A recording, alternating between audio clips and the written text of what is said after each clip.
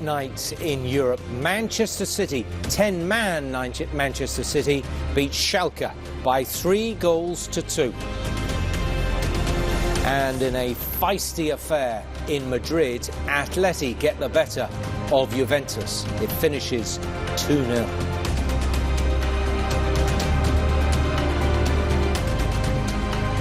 A bit of everything. Atletico 2, Juventus 0, Schalke 2, Manchester City 3. European Cup winners Ruud Gullit and Andy Cole are with me to look back on a terrific night of European action. Man City had a bit of everything as well, didn't it? Did they deserve to win it in the end?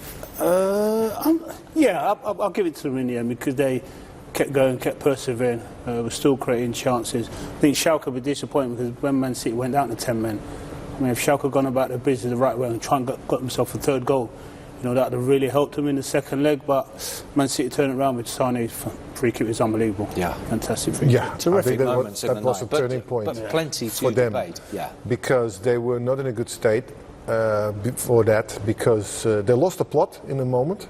Things that were not going right. Schalke had the upper hand a little bit. Half time came out. They had, you know, they started playing again. A little bit better, and I think that with the 10 men, they were better than they were before. Yeah. It's unbelievable. But you know, they were. The thing is, they trying to win the game also in Gelsenkirchen. So that means that, you know, you take the initiative. You have to, you know, and this is a controversial moment for them. Yes.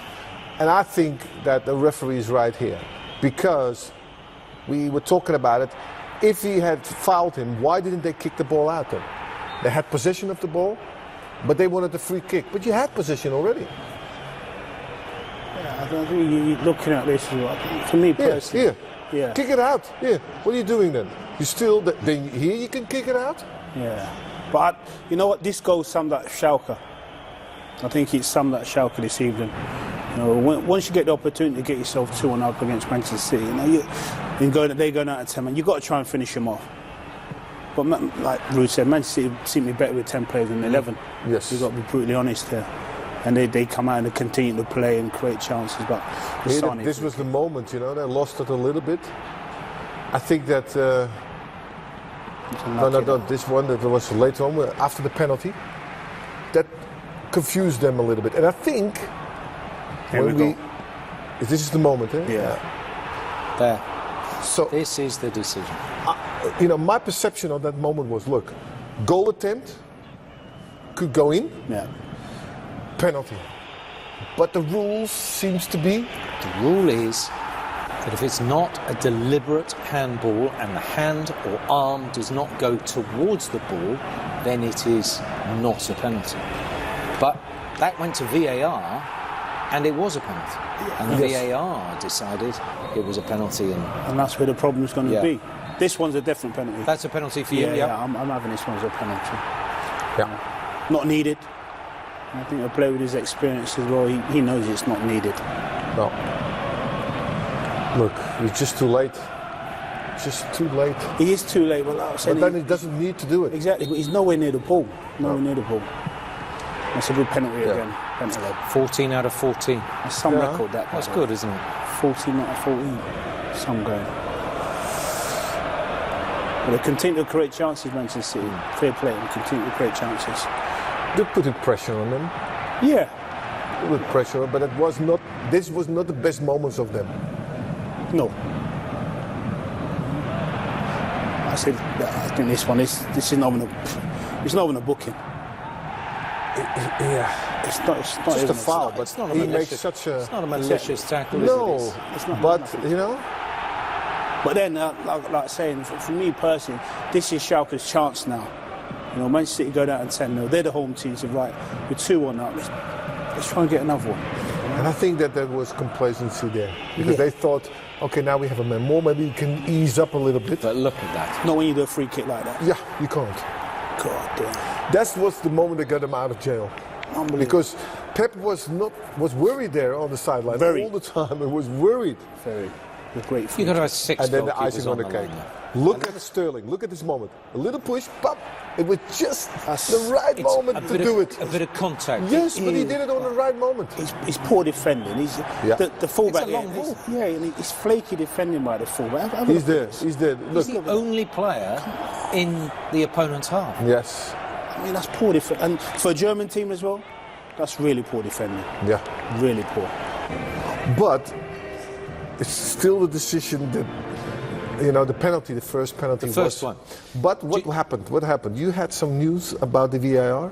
Yeah, we're going to that in a minute. The first thing is just to clarify the rule about the handball. Handling the ball involves a deliberate act of a player making contact with the ball with a hand or arm.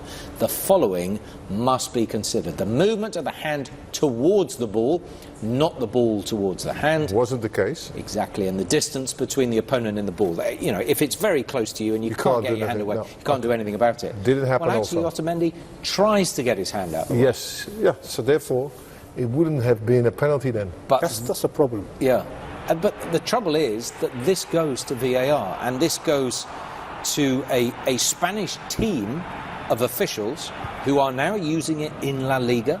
Yeah. Started this season, and they have deemed the VAR, who is Alejandro Hernandez, has deemed this is a penalty with the rules that I have just read to you. Why didn't the referee go to see for himself? Well, do you know why? No. I will tell you why the VAR, in fact, I won't tell you why the VAR did not go to a television screen monitor on the side of the pitch. Matt Critchley will tell us. Well, late drama here in Gelsenkirchen. Manchester City snatching victory from the jaws of defeat. Plenty to talk about. The key thing, though, I think, will be that use of VAR for Schalke's first goal. Here in the stadium, what we saw was Nicolas Otamendi's hand go towards the ball. The referee didn't give the penalty initially, and then the Schalke player surrounded him. He then went to refer to the VAR. Now, UEFA tell us that if it's a subjective decision, like a handball, deliberate or not, then the referee will go to the side of the pitch to review that decision on a monitor. What we've been told subsequently is that the monitor was not working tonight. So the monitor at the side of the pitch was not working. The referee couldn't use it, so then had to rely on the VAR solely. The VAR decided it was a penalty, and it went from there. But a bad night for technology. UEFA say that they are preparing a statement to tell us exactly what happened, but not a good night in the early stages of this VAR in the Champions League. Well, it's unacceptable, isn't it? No. Yeah, it is. It's not good enough for such a major tournament, and it was just flip it on his head. If Manchester City didn't come back and get the result that they got in the end, we're judging it on that. But the people on the VAR should have made the right decision there already. Yes. Because they have the rules there, they know what the rules are.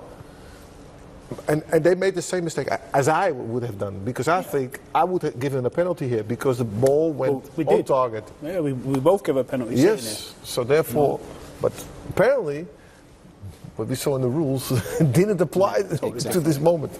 Exactly. So it's quite confusing, the VAR, when it goes wrong. Yeah, for sure. I think they've got an iPad. Yes. Or something. They're watching something work. Yes. And they're thinking the same thing as we do. What we did, he said, it's on target, blocks a shot. There's a knock-on effect of this, obviously, as well, in that Nicolas Otamendi got booked then. Yes. So that is a yellow card, which it shouldn't have been. It's true. And then this would not be a red card. Correct. Yeah. It's not a booking anyway. This is it's ridiculous. And we was talking earlier on about what the game misses now is tackling. How is that a booking? And the kids rolling around like. Can you appeal? Yellow. Not a yellow. No. Oh, you can't. No. Because it's obviously he made a wrong decision to give him a yellow card. Yes, but you can't appeal. Oh, you can't do that. No. Okay. So mistakes, but unbelievable quality on a free kick. Yeah. Ridiculous. Of all the people to do it, and we wondered why Sane didn't start in the first place against his former club. Absolutely Bang. ridiculous. But what I found more mysteriously is the way he stands behind the ball, because he's almost straight. He runs very straight. So it means that he really from his groin, he hits this ball so hard. Quality. Look at that. The goalkeeper's no in it. Could have put a couple of keepers in it, to be fair. Unbelievable. What a ball.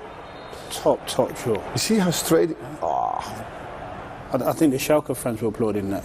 Yeah, well, they Yeah, would do. it's- The old quality, boy. yeah. Yeah. It's quality there. It's a good way to say, look, next time, can you please play me then? Next time, you know what I can do? Get you out of jail. Yeah, Now you have to help me. He did. And Raheem Sterling got the third, and he's with Matt Critchley. Raheem, 2-1 down, Manchester City down to 10 men, and yet you've still won the game. What does that say about this team? You know, we knew before that it wasn't going to be an easy game. We knew before that we were going to be under pressure at times, and you know, with 2 decisions from VAR, you know, it's affected us really badly, and we had to stick together as a team. Going down to 10 men as well, we knew it would be even more difficult. But the same message again, we had to stick together, be compact and not be too open, and try to wait for our chances, and that's exactly what we've done. You seemed to start the game so well, got the early goal, almost in cruise control, and then something changed.